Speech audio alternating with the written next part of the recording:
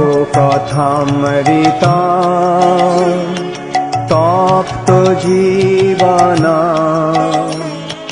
कविभिरीडिता कल्मषापहा। हरे कृष्णा। सादर प्रणाम सभी को। आपका स्वागत है इस अपराकालीन सत्र में। हरे कृष्णा प्रभु जी, सादर प्रणाम। सादर प्रणाम माता जी। तो हम लोग श्री गोपाल चंपू के पूर्व चंपू के 32वें पूर्णम में हैं।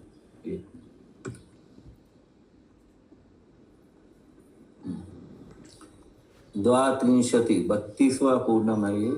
और हम लोग पिछले सत्र में हम लोग देखा कि कैसे केसी दानव जो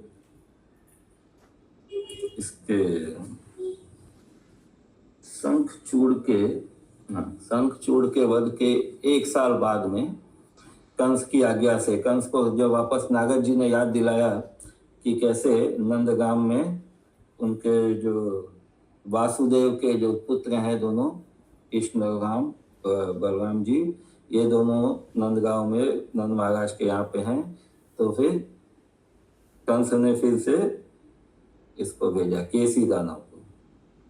तो उस दानव के आने से सारा अशुभ लक्षण वृंदावन में प्रकट हो गया था और यशोदा माता कृष्ण को आगे जाने से रोक रही थी, लेकिन इनको नंद महाराज को बोलती है कि ब्रजराज, हे स्वामी, देखो आप घर के स्वामी हो, अतः मैंने बाल्यकाल से ही आपके प्रति कभी विनय रहित वचन का प्रयोग नहीं किया, किंतु आज तो मैं अपने अभिष्ट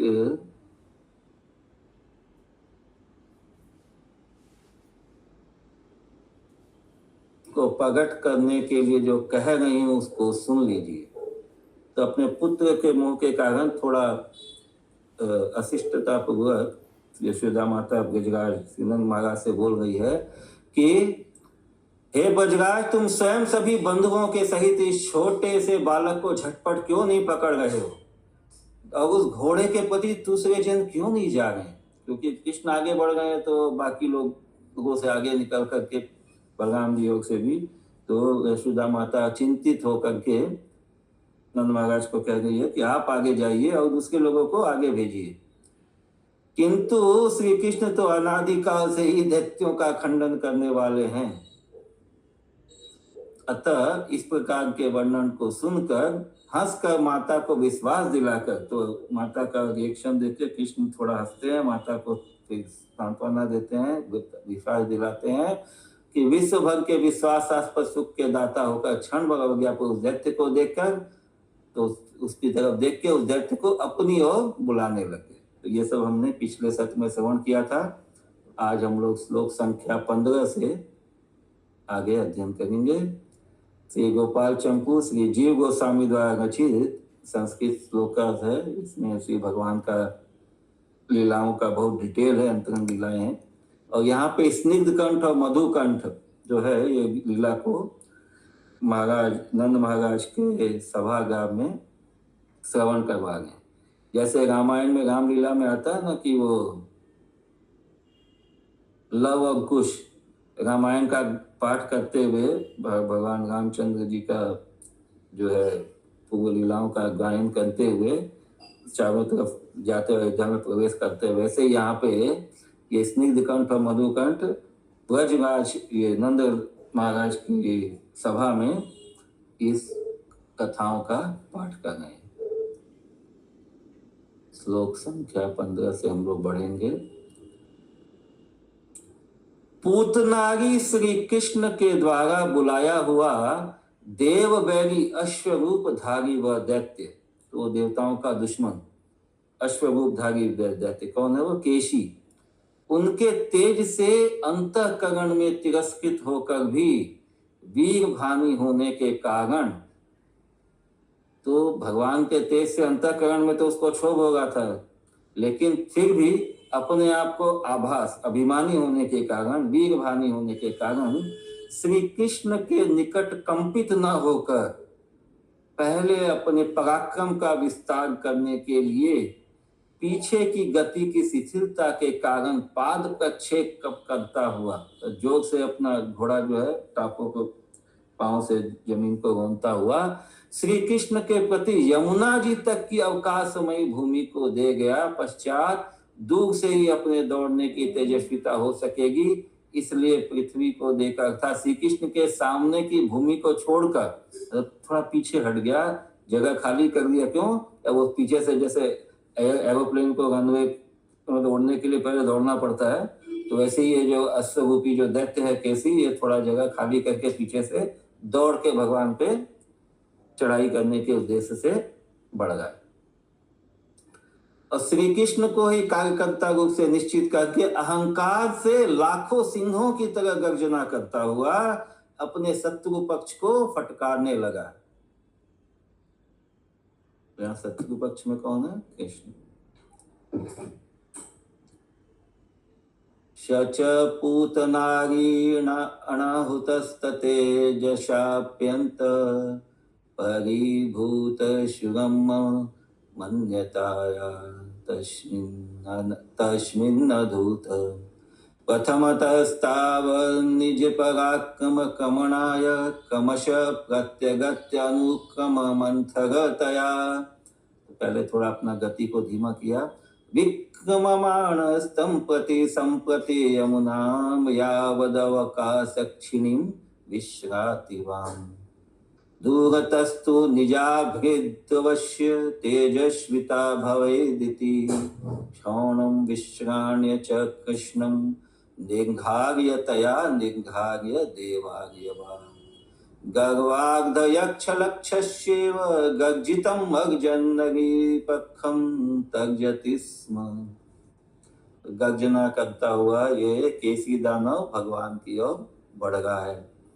तदंतर वह दैत्य जब सबको मानो एक साथ ही प्राप्त करना चाहता था, फेंकना चाहता था एवं मानो निगलना ही चाहता था, तब सर्वांग सुंदर श्री कृष्ण ने उसकी दुष्टता को न सहते हुए एवं सहसा सिंह की सी ध्वनि बढ़ाते हुए उस धृष्ट दैत्य को आग्रह पूर्वक ललकार कर पकड़ लिया और समस्त ब्रजवासियों ने ही श्री कृष्ण के पीछे पीछे जाना अंगीकार कर लिया।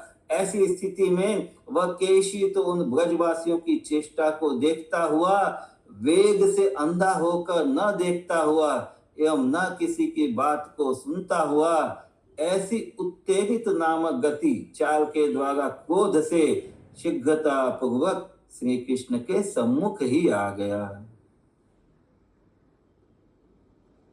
तो उसको ललकार के भगवान ने उसको अपने एकदम सामने कर लिया, तो पकड़ लिया। और सारे ब्रजवासी भी जो है भगवान को पीछे से घेरे हुए थे और वो अपने अंधकार में वेग से अंधा होकर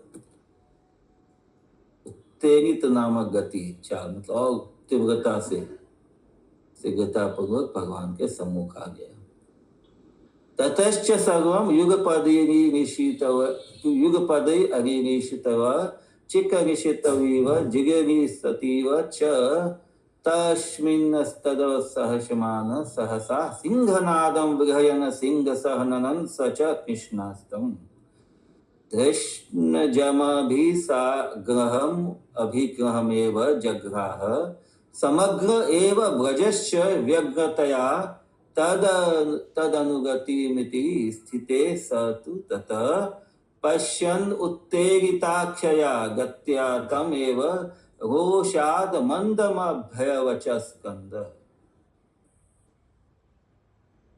आते समय भी वह केशी मानो आकाश को लांघता हुआ सा कूदता हुआ एवं मानो आकाश को पीता हुआ सा अपने मुख को फैलाने लगा। और इसी प्रकार अगले दोनों चरणों से जिस आकाश को ताड़ित कर रहा था, तो घोड़ा जब अटैक करता है तो क्या करता है, पीछे का दोनों पांव पे खड़ा होकर आगे का दोनों पांव से प्रहार करता है।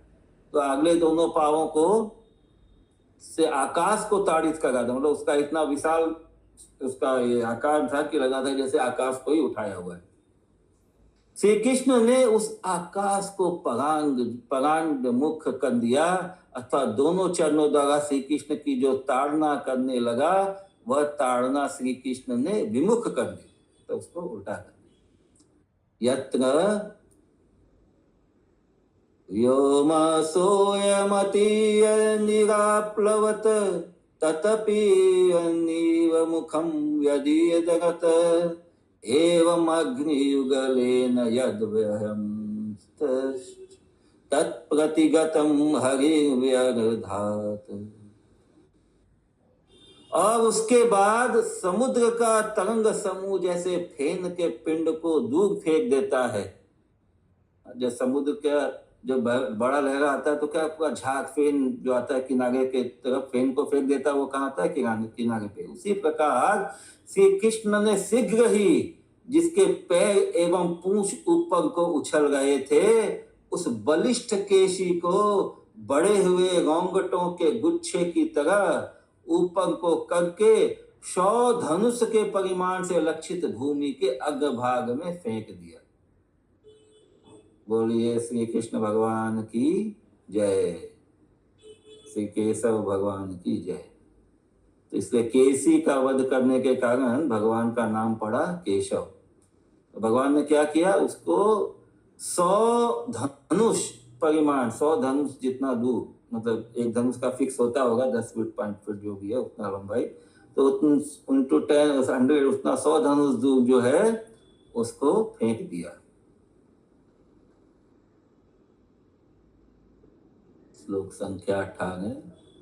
ततश्च द्रागुच्छलच्चरणपुच्छमतुच्छमेतमुच्छूनगोमततिगुच्छवदुन्मय शिक्षेपं चापशतकक्षितिलक्षिताग्ने डिण्डीकपिण्डमिव वागिधि भंगसंघ। चाप शतक मतलब ये धनुष, 100 धनुष।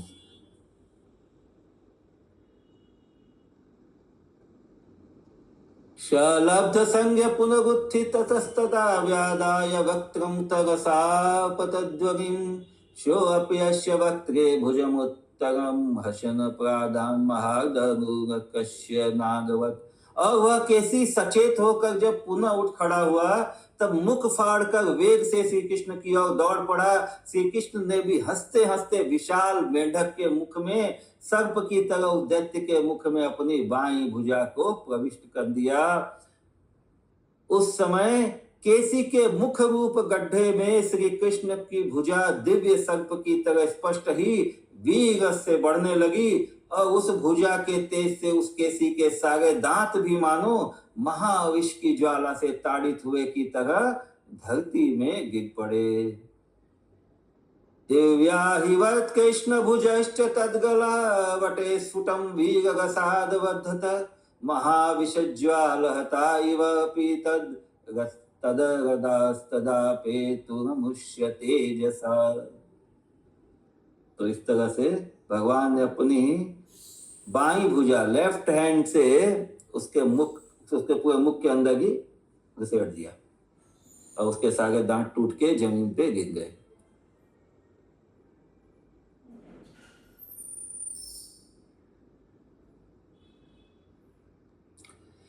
केसी के दांत गिर पड़े एवं सारी इंद्रियां भी एक संग निश्चेष्टता को प्राप्त हो गई, मतलब पूरा डेड बॉडी हो गया। सारी इंद्रियां जो है सुप्त हो गई और शरीर कांपने लगा तथा उसके शरीर में बुढ़ापा तत्काल प्रकट होकर मृत्यु की परीक्षा करने लग गया।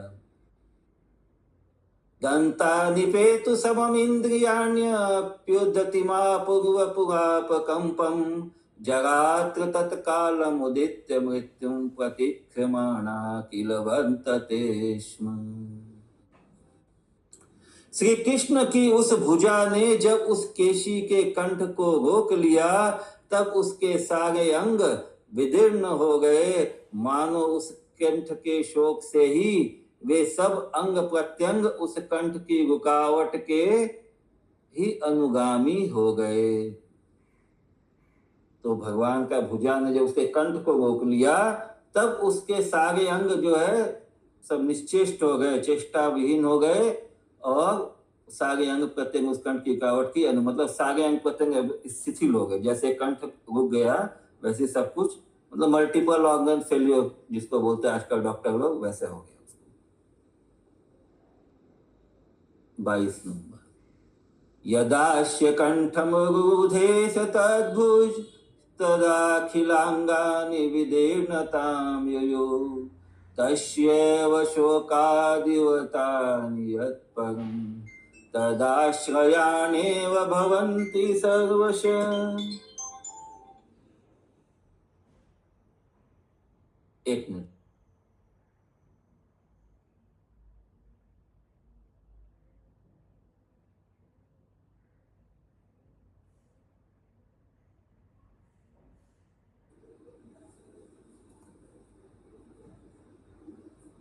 बाईस नंबर। उस समय केसी के कंठ में प्रविष्ट होते हुए श्री कृष्ण के भुजदंड को जगत भर के प्राण नाशक ही मानकर उसके प्राण निकल भागे क्या, ऐसी उत्प्रेक्षा हो गई थी। तो ऐसा लगा कि जब भगवान का जो है भुजा जो है उसके मुख के अंदर गया तो लगा कि जैसे मृत्यु दंड जो है अंदर जा रहा है और उसके प्राण वहां से भाग रहे हैं। 23 नंबर। विशंतम केशिना कंठम कृष्ण दो दंडमेव किम जगत प्राणाशनम मत्वा तस्य प्राणा विदुद्धु। यह कंठ नामक एक द्वार तो रुक गया है, अतः मेरे निकलने के निमित्त में बहुत से दरवाजे कर लूं। तब जब प्राण जो है निकलता है तो किसी न किसी तरह से कोई न छिद्र से निकलता है, तो कंठ से निकलने वाला, तो कंठ जो है भगवान की भुजा से अवुद्ध है, रुका हुआ है इस प्रकार। तो उसका जो प्राण ये विचार कर रहा है कि ये दरवाजा रुका है तो मैं इस प्रकार विचार के उस केसी का प्राण समूह चारों ओर छिद्र करके उस देह से चल पड़ा। तो सारे शरीर में अंदर से छिद्र होकर के उसके प्राण पखेरु उड़ गए। 24 नंबर। एकम द्वारम रुद्धम एतद् गलाक्षम मत निष्कांतो तानि भूयांसि कुर्याम इत्थम कि तत्प्राण वर्य शमंता छिद्राण आयाचयांत तस्मात् तस्थे। तब पूरा मल्टीपल ऑर्गन फेलियर हो गया, उसका सारा फ्रैक्चर हो गया, पूरा शरीर से रक्त और प्राणवायु बह के निकल गया। केशी के देह रूप घर से उसके प्राण निकल जाने पर श्री कृष्ण का हाथ सूने घर से अतिथि की तरह बाहर निकल पड़ा। उस समय उस केशी के प्राण रूप स्वामी के बिना वह देह रूपी घर खंड खंड हो गया और शुभ अदृष्ट से उसका लिंग देह भी नष्ट हो गया, या देव योग से प्राकृत शरीर अदृश्य हो गया। लिंग देह मतलब जो सूक्ष्म शरीर है वो भी नष्ट हो गया और प्राकृत शरीर तो है वो अदृश्य हो गया। तस्य प्राणे निर्गते देह गेहात् काष्णो बाहु निर्गत प्राणधूणाभ गेहं तच्च स्वामिनं तं विना भूत खंडम खंडम दिष्टत किंश्च नष्टम।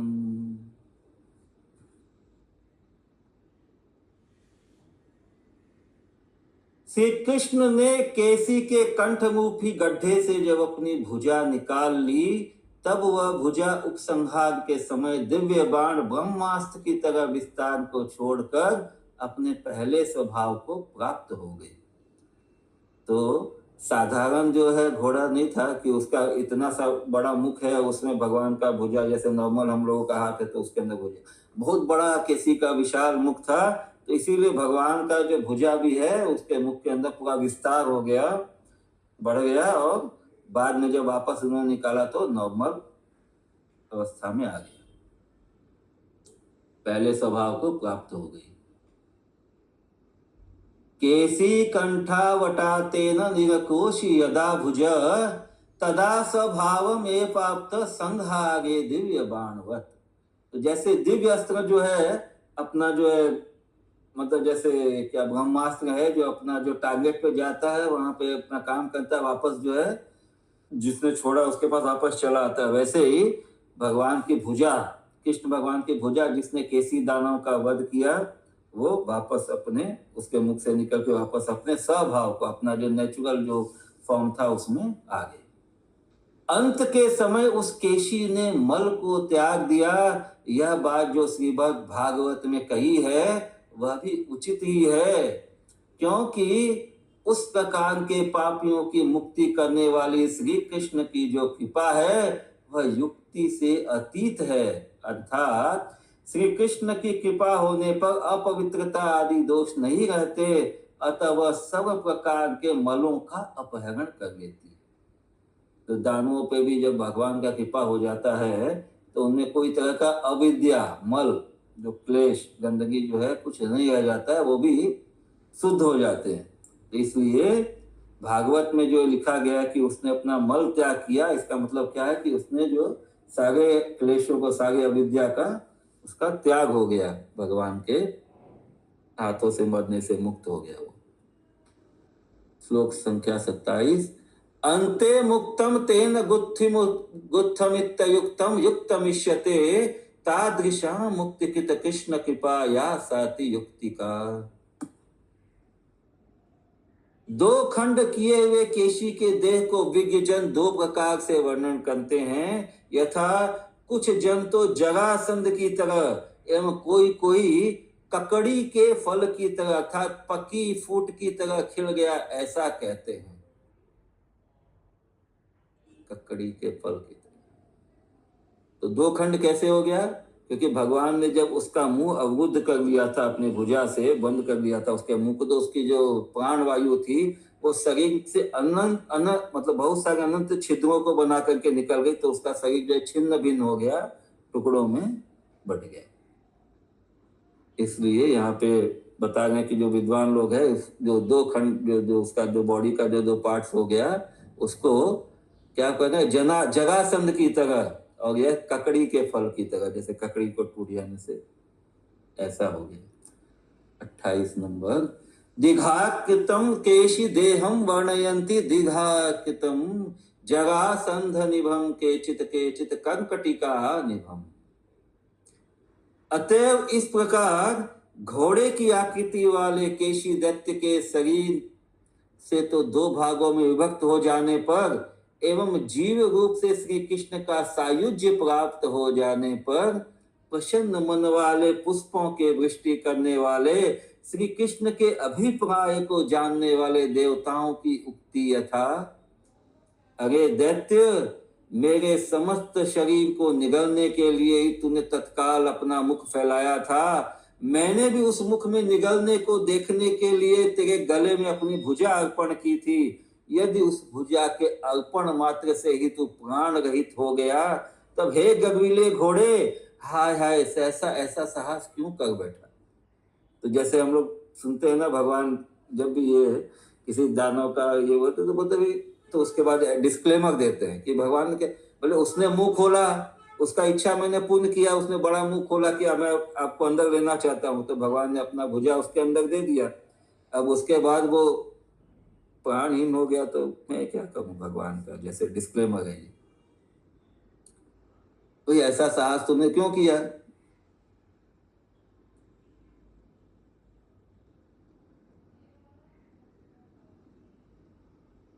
तदेवमश्वदेते वपुषा लब्धद्वैते स्वरूपेण तु लब्धा द्वैते पवनशां विकीर्ण सुमनसां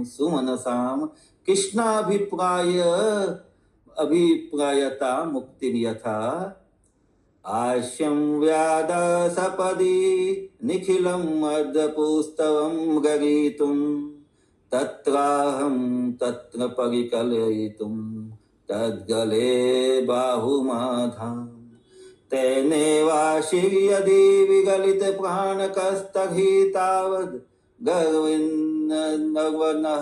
सहसा साहसं किं न कांक्षीति। तो तुमने ऐसा साहस ही क्यों किया? अनंतर मेघ की तरह बारंबार कलकल शब्द करते हुए ब्रजवासियों ने अचल खड़े हुए श्री कृष्ण को हर्ष पूर्वक चारों ओर से घेर लिया और वह ब्रज जन समुदाय हर्ष से जयमान अश्रुओं को वर्षा की तरह बहाने लगा। पश्चात वही जन समूह झरने के समान उस अश्रु प्रवाह को भूमि पर उत्पन्न करने लग गया। अथ ब्रज कल कल शब्दमद्भवत सौजन्मुहुर्हरीमचलं मृदा विनीत शवृष्टिवत प्रमदजम् अस्त्रमस्त्रव झरप्रभं सच तदसूत भूतले। तो ब्रजवासियों के हर्ष के आंसुओं से पूरी ब्रज भूमि जो है पलायमान हो गई, पूरी ब्रज भूमि जो है अश्रु प्रवाह से जल जलाकार हो गई। तदंतर वे सभी ब्रजवासी अभिलाषा से युक्त होकर श्री कृष्ण को अपने बीच में रखकर प्रेम के तारतम्य की रमणीयता के कारण यथा योग्य बीच बीच में अवकाश को पाकर एवं केशी का नाश होने पर भी उसका नाश न मानते हुए वे धन्य ब्रजजन श्री कृष्ण से भिन्न को आलिंगन करते हुए भी श्री कृष्ण ही मानते हुए सात्विक विकार समूह को प्राप्त हो गए। मतलब सब में वो जो कृष्ण प्रेम में जो अष्ट सात्विक विकार होते हैं वैसे सबके अंदर प्रेम भाव के कारण, कृष्ण से प्रेम के कारण जो है सात्विक विकार उनको होने लगे ब्रजवासियों को।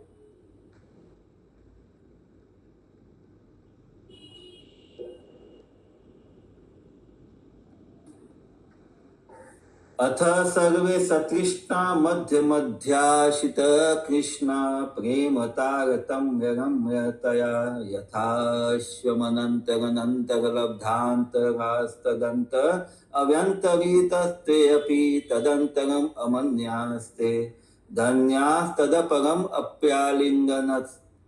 आलिङ्गनस्तस्तमेव मनवाना विकार वृन्दम् अविन्देत।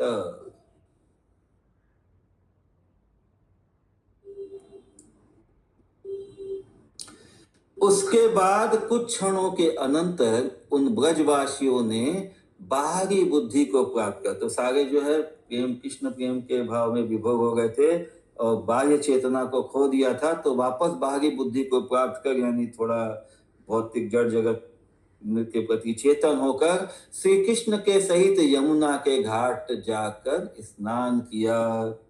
तो हम लोग क्या जानते हैं उसको, केसी घाट के रूप में, जिस घाट को आज भी शास्त्रज्ञ पंडित जन केसी घाट के रूप से जानते हैं और जिस घाट के निकट ही यमुना जी की टेढ़ी चाल के प्रति वृक्ष समूह से युक्त दूसरे घाट का आश्रय लेकर श्री कृष्ण का परिश्रम दूर करने के लिए सभी ने विश्राम किया।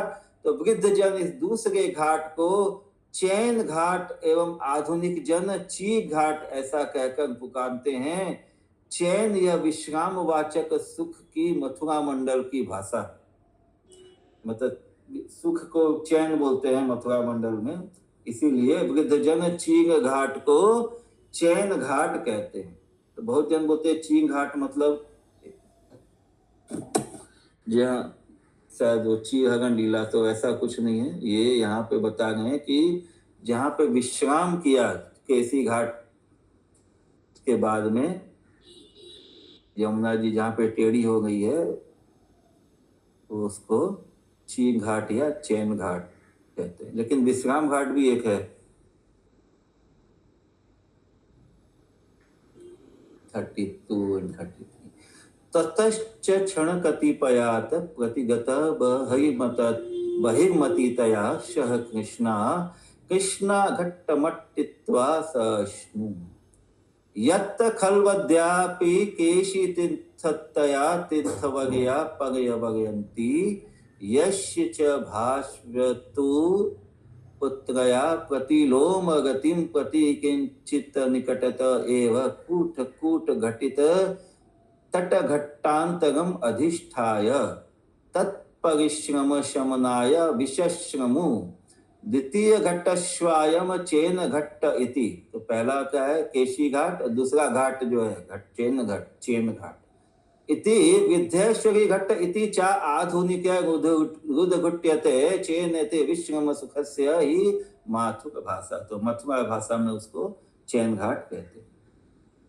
तदंतर कुछ देर विश्राम लेकर यह केशी का विनाश कंस के विनाश का ही सूचक है, इसीलिए अच्छी प्रकार सुंदर सुख को जानकर दुगुनी प्रफुल्लता से उल्लासित होते हुए अत्यंत विस्तारित कीर्ति के द्वारा जिनके मुख नाच रहे हैं, ऐसे बंदी आदि जनों से वंदित सबके मध्य भाग को प्राप्त हुए, मतलब सबके सेंटर में।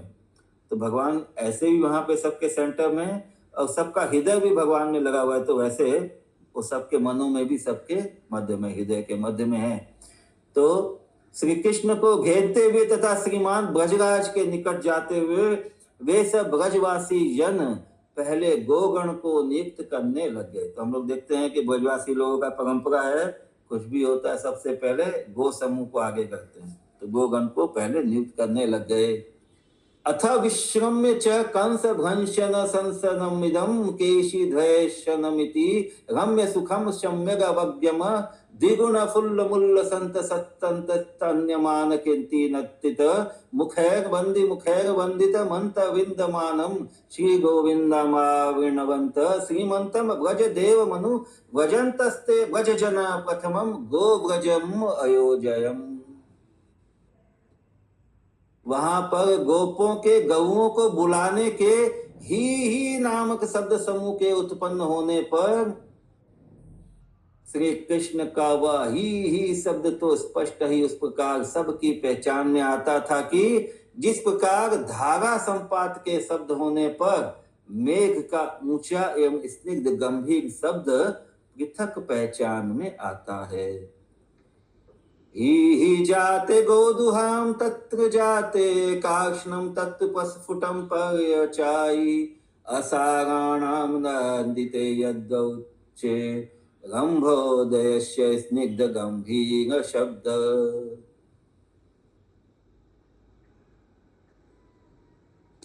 तदंतर शत्रु को जीतने वाले श्री ब्रजराज कुमार आदि वे सब गवानिया प्रत्येक अपनी अपनी गैयाओं के पीछे पीछे चलने लगे, केवल श्री ब्रजराज आदि ही ब्रज में चले आए।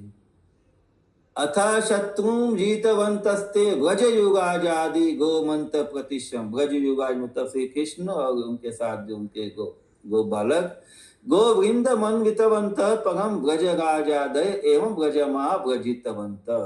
तो ब्रजराज ब्रज की तरफ चलेगा, वो लोग क्या है, गैयाओं को लेके गोचारण की ओर चलेगा। तो कंस तो केसी के विनाश को सुनते हुए भी व्यग्रचित होकर नकटे की तरह लज्जा के मारे घर से बाहर नहीं निकला। कंसस्तु केशी ध्वंसनमपि शृण्वन व्यग्रमना विघ्न इव ज्ञान निसशार।